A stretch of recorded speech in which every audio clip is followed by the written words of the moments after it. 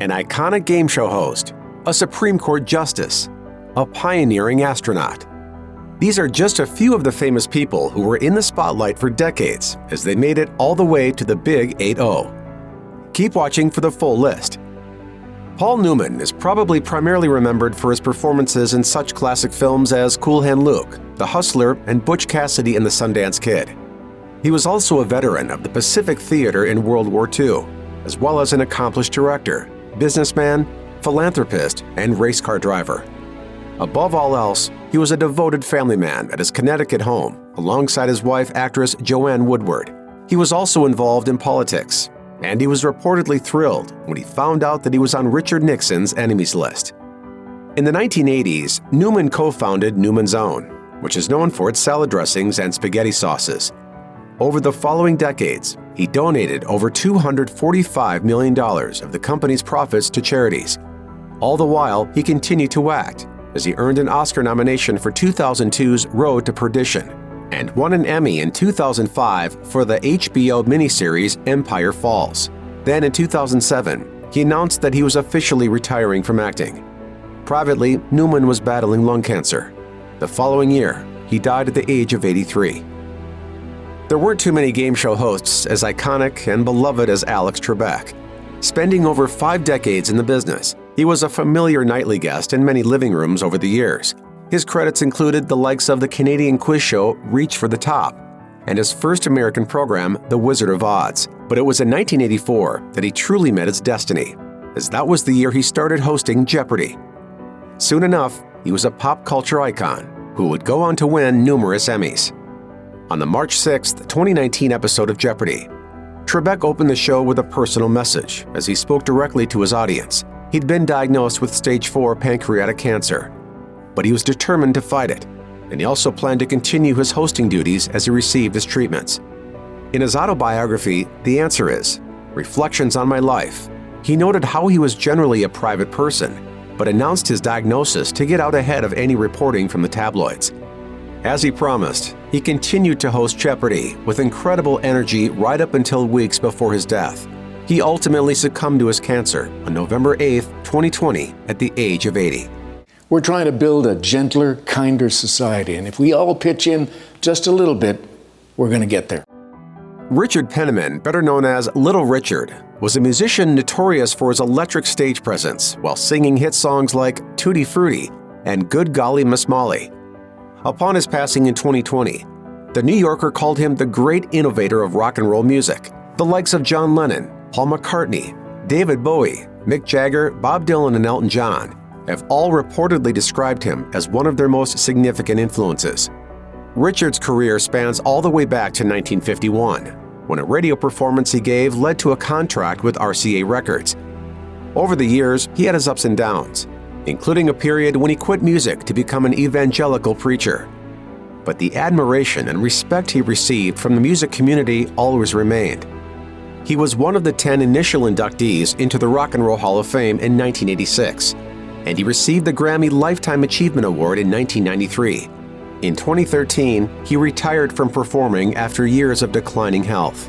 He died on May 9, 2020, at the age of 87, from complications related to bone cancer. Comedian Joan Rivers had an unconventional path to getting the laughs. She first worked on stage as an actress before transitioning to small clubs, showrooms, and cabarets. She finally earned her big break in the late 60s when she appeared on The Tonight Show with Johnny Carson, where she would go on to appear over 100 times. In the ensuing years, Rivers became known for her often shocking jokes, but that edge didn't keep her out of the mainstream. Over the course of her career, she won Grammy and Emmy Awards and also hosted both her own daytime talk show and late-night talk show.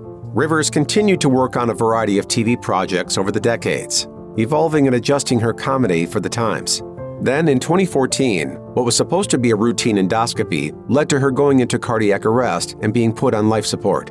She died September 4th that year at the age of 81. Her daughter, Melissa, sued the following year, alleging that doctors took selfies with Rivers when she was unconscious and performed a laryngoscopy instead of an endoscopy without consent and against the warnings of the anesthesiologist.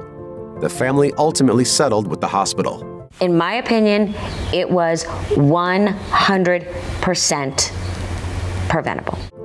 After World War II, a young Mary Tyler Moore and her parents relocated from New York City to Los Angeles, which opened the door for Moore to begin auditioning for commercials as a teenager.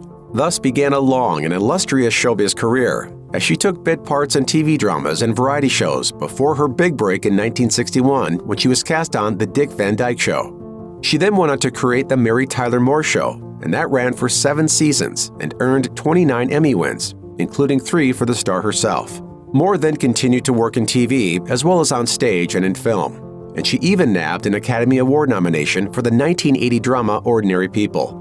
Over her long career, she struggled with various health issues, including alcoholism, type 1 diabetes, and a brain tumor. When she was in her 70s, her health began to seriously decline. She ultimately passed away in 2017 at the age of 80.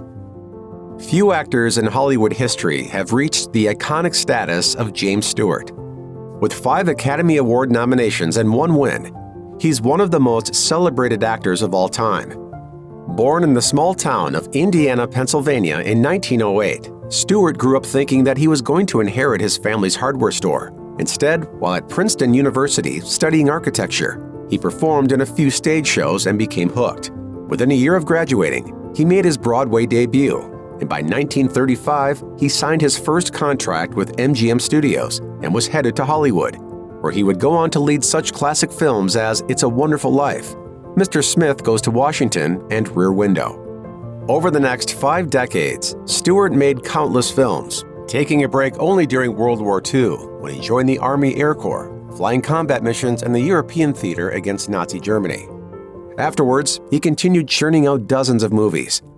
But by the 80s, his pace slowed down, and when his wife passed away in 1994, he never quite recovered from the grief of her loss. He died on July 2, 1997, at the age of 89, with Variety eulogizing him, in their words, as a movie star, war hero, good citizen, and just plain nice guy. A toast to my big brother George, the richest man in town. If you're the first person to accomplish a major feat, chances are you're going to be remembered. So no wonder we're still talking about Neil Armstrong decades after he was the first person to set foot on the moon, as he delivered the iconic proclamation, "That's one small step for man, one giant leap for mankind." When you actually lift off, it's really a big surprise. From a young age, it was clear that Armstrong was destined for great things.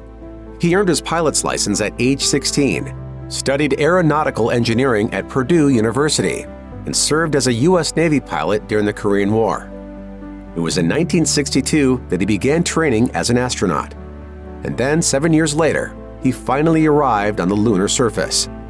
Armstrong resigned from NASA in 1971, and subsequently spent many years trying to stay out of the limelight. He served as a professor of aeronautical science, and later worked in the private sector, overseeing the manufacturing of aviation equipment. In 2012, he passed away at the age of 82 from complications during heart surgery. His sons then alleged that the hospital was at fault, and they hired an independent heart specialist who reviewed medical records and concluded that the hospital made preventable fatal mistakes. Armstrong's sons eventually settled with the hospital. When you think of a celebrity, the words Supreme Court Justice don't often come to mind. But it's hard to deny that Ruth Bader Ginsburg did in fact reach celebrity status during her lifetime. If you somehow doubt that, just Google Ruth Bader Ginsburg swag and witness everything that comes up. Ginsburg was one of only 8 women out of 500 enrolled at Harvard Law School when she attended, and she even faced the wrath of the school's dean for taking a spot that could have gone to a man. But she proved more than capable, eventually transferring to Columbia Law School, where she graduated at the top of her class in 1959. Ginsburg went on to work her way up the legal ranks, which included working as a professor, advising the American Civil Liberties Union, and joining numerous boards and councils. Then in 1980, she was appointed a federal judge. After Bill Clinton was elected president in 1992, she was then appointed to the Supreme Court and officially joined the bench the following year. She quickly made a name for herself for her well-written and strongly worded dissents to majority opinions. In 2009, she was diagnosed with early-stage pancreatic cancer, but managed to receive successful treatments. Over the next decade, she continued her work on the court, even after the cancer came back with a terminal diagnosis. She passed away on September 18, 2020, at the age of 87. Oh yay, oh yay, oh yay, the court is now sitting. Growing up in segregated Mobile, Alabama, Hank Aaron was one of 8 children, and he demonstrated a passion for baseball from an early age. While still in high school, he played for numerous independent segregated teams before finally playing professionally in 1952. He didn't stay there for very long, as he soon signed a contract with the major leagues to play for the Milwaukee Braves. Aaron ultimately played 23 seasons, breaking multiple batting records along the way and winning a World Series in 1957. As of 2022, Aaron still holds the record for most career runs batted in, and he's currently second on the all-time home run list with 755. After his playing days ended, he went on to work behind the scenes in baseball operations. On January 22, 2021, he passed away in a sleep of natural causes at the age of 86. Frank Sinatra's iconic baritone made him one of the most recognizable musicians of the 20th century. Born in 1915 in New Jersey to Sicilian immigrants, his father owned a bar and boxed professionally, while his mother was influential in local politics. Young Frank reportedly decided that he wanted to become a professional singer when he saw Bing Crosby perform live in the 1930s. Soon enough, he was in front of the microphone himself at local nightclubs. By 1943, his solo career had taken off, and he starred in his first Hollywood film. His fame really exploded from there, as his concerts would be packed with young women who screamed at the top of their lungs in excitement. Sinatra's career would ultimately span 5 decades. In addition to his musical accomplishments, he starred in nearly 60 films and won an Academy Award for Best Supporting Actor. On May 14, 1998, he died at the age of 82 of a heart attack. The New York Times described him as the greatest singer in American pop history and cited him as single-handedly making swing music cool again. Today, his influence on the culture is still clear. After all, he sold over 150 million records in his lifetime and is still selling them more than 2 decades after his death. Check out one of our newest videos right here. Plus, even more grunge videos about your favorite celebs are coming soon. Subscribe to our YouTube channel and hit the bell so you don't miss a single one.